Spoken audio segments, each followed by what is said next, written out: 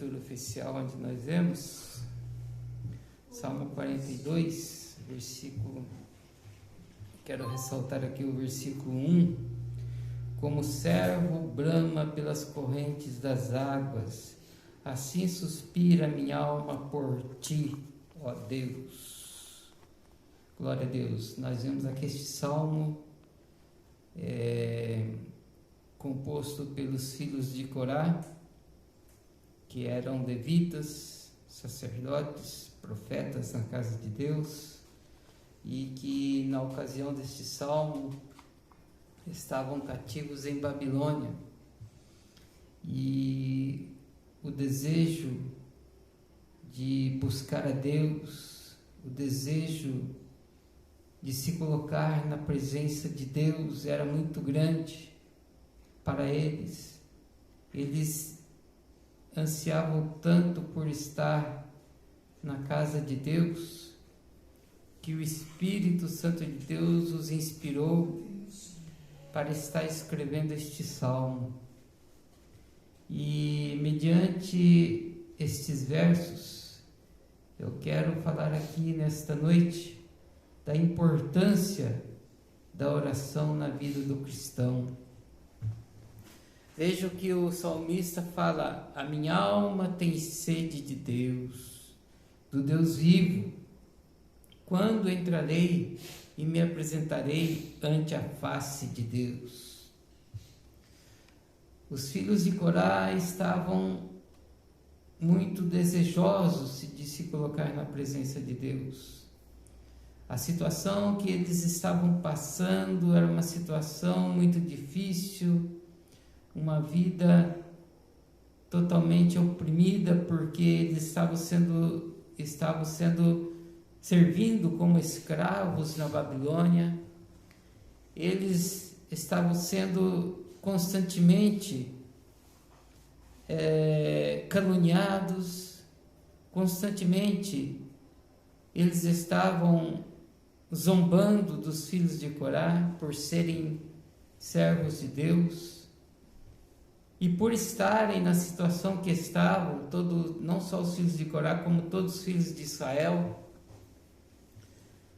aqueles que os rodeavam, os caldeus, zombavam deles com a palavra, né?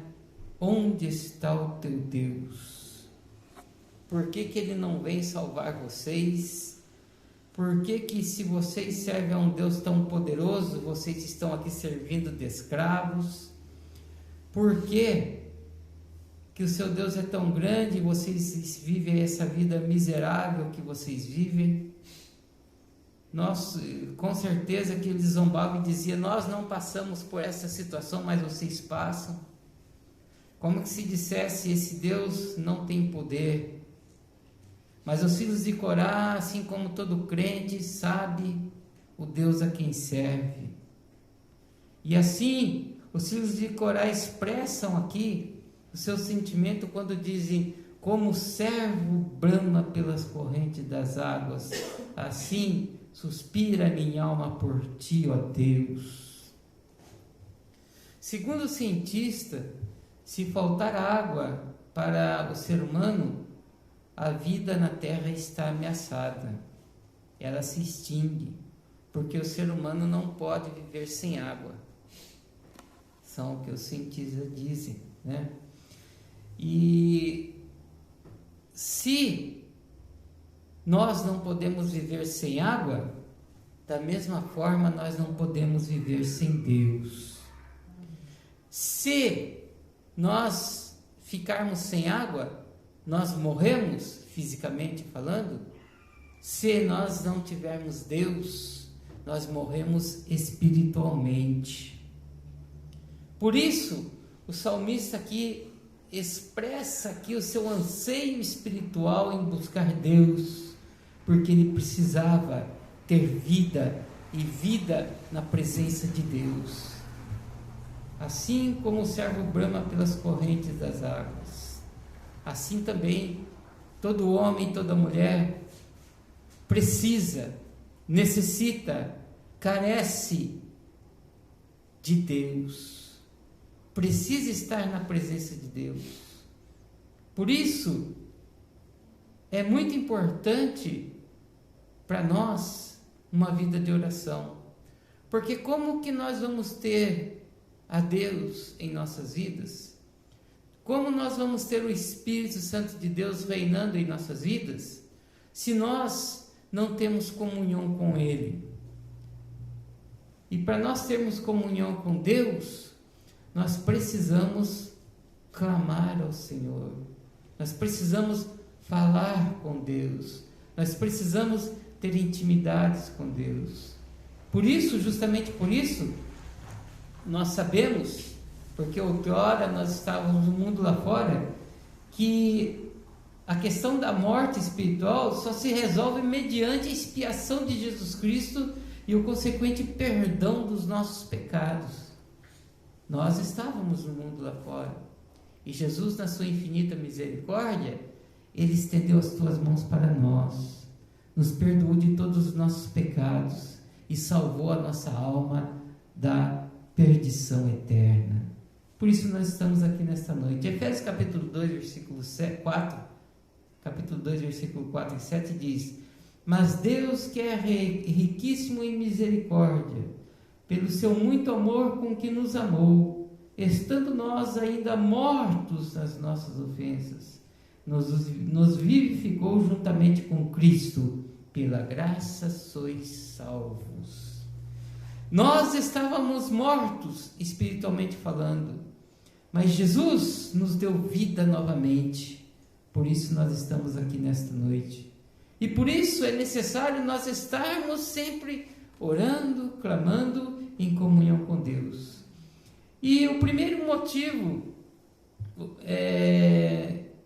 que indica que a oração é importante na vida do crente é porque quando nós buscamos a Deus, quando nós oramos ao Senhor, nós obtemos um coração quebrantado e contrito. Esse é o primeiro motivo. Porque se nós não buscamos a Deus, se nós não nos colocamos na presença de Deus, nós vivemos em favor do nosso ego.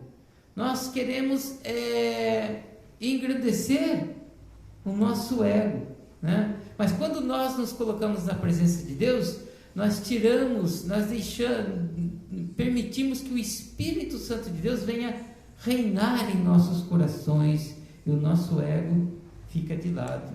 E quando o Espírito Santo de Deus reina nos nossos corações, então nós podemos ter um coração contrito e quebrantado.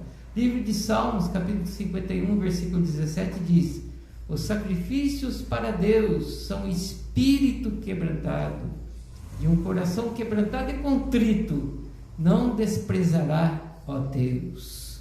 Quando estamos na presença de Deus, Deus comunica conosco, fala conosco, Ele quebranta o nosso coração, Ele nos torna mais humildes na sua presença. Quando nós notamos a história do rei Davi, nós vemos que quando o profeta Natan foi até ele para o repreender por causa do fato dele ter tomado Batseba como sua esposa, nós vemos que Davi, que estava cometendo um erro muito grande, né? Ele, no mesmo momento que o Natan falou com ele se arrependeu. A Bíblia diz que ele se cobriu de pano de saco e saiu para o arraial. Ele se arrependeu do erro que ele havia praticado. Por quê? A Bíblia chama Davi de um homem segundo o coração de Deus, porque ele era um homem que se arrependia dos seus pecados. Assim também todo aquele que se coloca na presença de Deus, todo aquele que busca Deus e alcança um coração contrito e quebrantado, se torna uma pessoa segundo o coração de Deus. Você, meu irmão e minha irmã, você é um homem, você é uma mulher segundo o coração de Deus, porque você tem um coração contrito e quebrantado na presença do Senhor.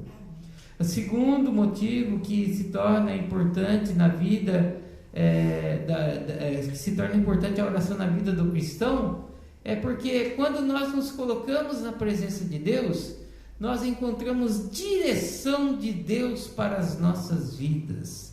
Note você que quando nós estamos diante de um problema, que ele é insolúvel, que nós não conseguimos resolver, nós nos colocamos, nós batemos a cabeça para lá, batemos a cabeça para cá, procuramos um jeito aqui, outro jeito ali, e nunca nós encontramos solução para os nossos problemas.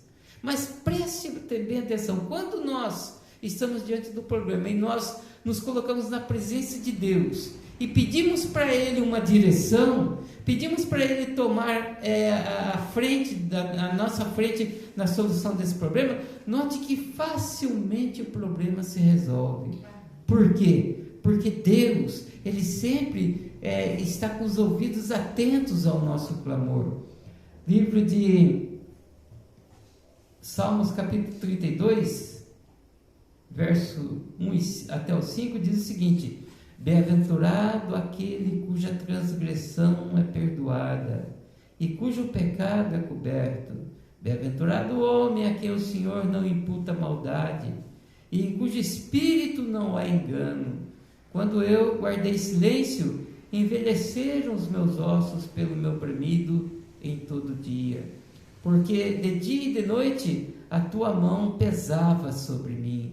O meu humor se tornou em sequidão de estio.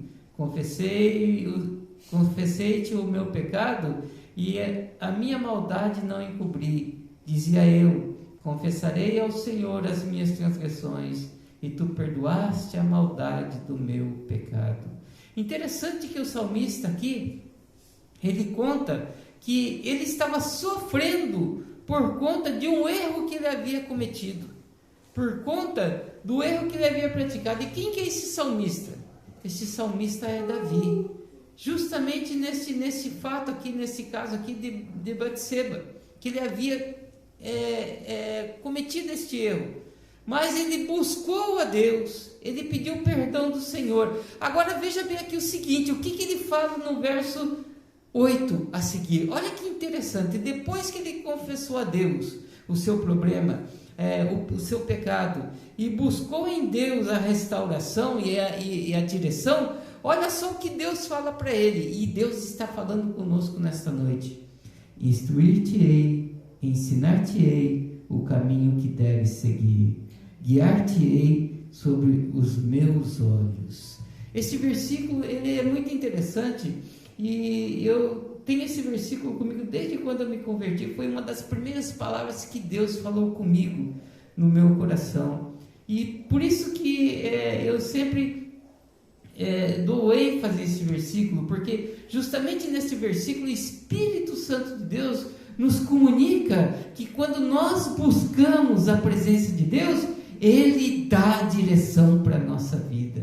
Então, se você está com um problema nesta noite, se você está enfrentando uma dificuldade nesta noite, coloca-te na presença de Deus, porque Ele é quem dá direção para as nossas vidas. E, por último, a oração é importante na vida do cristão, porque somente mediante a oração nós tomamos decisões sábias em circunstâncias difíceis. Muitas das vezes, quando nós estamos diante de uma dificuldade, nós precisamos tomar uma decisão. Essa decisão precisa ser tomada segundo a vontade de Deus. Se ela não estiver segundo a vontade de Deus, certamente que ela trará para nós consequências que não vão ser nada boas. Mas quando nós buscamos a Deus, como salmista, buscamos a sua direção, e Deus nos dá a direção, então Ele nos instrui qual o caminho que nós devemos tomar para tomar uma decisão sábia numa circunstância difícil. Tiago, capítulo 1, versículo 5, diz o seguinte: se algum de vocês tem falta de sabedoria, peça a Deus, que a todos dá livremente, de boa vontade, Ele lhe concederá. Amém? Então, na tomada de uma decisão, nós precisamos ter sabedoria de Deus, e seja ela qual decisão for, qualquer decisão da nossa vida, ela precisa ser tomada conforme a direção de Deus. Por isso nós precisamos de sabedoria de Deus. E Tiago diz: se você precisa de sabedoria para tomar uma decisão, então busque em Deus, que Ele de boa vontade lhe concederá. O profeta Joel relata uma passagem semelhante, onde se vê a providência de Deus em socorrer seu povo em uma dessas ocasiões.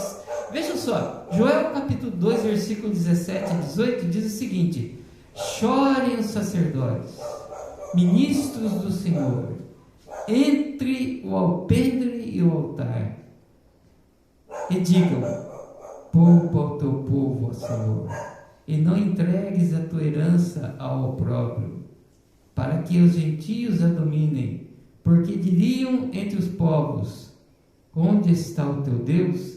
Então o Senhor mostrou-se zeloso da sua terra e compadeceu-se de seu povo. Vejam que, diante de uma situação difícil com o povo de Israel, os sacerdotes são chamados a clamar ao Senhor. Por quê? Porque só na direção de Deus, só com a ajuda de Deus, é que o homem, a mulher, o chefe, o rei, o líder pode tomar uma decisão. E nesse caso aqui, o povo de Israel tomou uma decisão conforme a orientação de Deus, e Deus se compadeceu do seu povo, assim como se compadece de cada um de nós que estamos aqui nesta noite. O rei Ezequias rasgou as suas vestes, se cobriu de saco e entrou em casa do Senhor e clamou a ele, suplicando por auxílio, pedindo a Deus pelo socorro, solicitando, clamando a Deus para que viesse, trazer aí a solução para o problema. Isaías capítulo 37, versículo 36, conta: então saiu o anjo do Senhor e feriu no arraial dos assírios a 185 mil deles. E quando se levantaram pela manhã cedo, eis que todos eles eram como corpos mortos. Olha o que Deus faz, Quando você pede ao Senhor, porque na verdade, quando nós falamos com Deus, quando nós oramos, nós travamos uma batalha espiritual. Já falei aqui esses dias atrás, Nós travamos uma batalha espiritual. Quando nós oramos, as mãos de Deus se movem em nosso favor, e Deus designa os anjos para trabalhar a nosso favor. No caso aqui do povo de Israel, que estavam sendo aí ameaçados por Senaqueribe, e o exército de Senaqueribe estava disposto a destruir o povo de Israel, Ezequias clamou ao Senhor, e Deus enviou os seus anjos e matou mais de 185 mil soldados de Senaqueribe. Imagine você, se Deus fez isso em favor do povo de Israel, o que Ele não fará a seu favor, O que Ele não fará a favor de cada um de nós? Por quê? Porque Ezequias foi sábio. No momento da situação difícil, ele não pensou, vamos lá e vamos derrotar eles. Não pensou isso, ele pensou, vamos buscar a Deus. E ele buscou a Deus. E não foi necessário os soldados de Israel mover um dedo sequer, Deus enviou seus anjos, que veio e destruiu todo o exército de Senaqueribe. Da mesma forma, Deus faz assim por nós, Quando nós clamamos a Ele, Ele nos ajuda a tomar as decisões certas no momento certo. Amém? Amém. Louvado seja Deus. Então, neste momento, nós vamos orar a Deus, vamos buscar a Deus,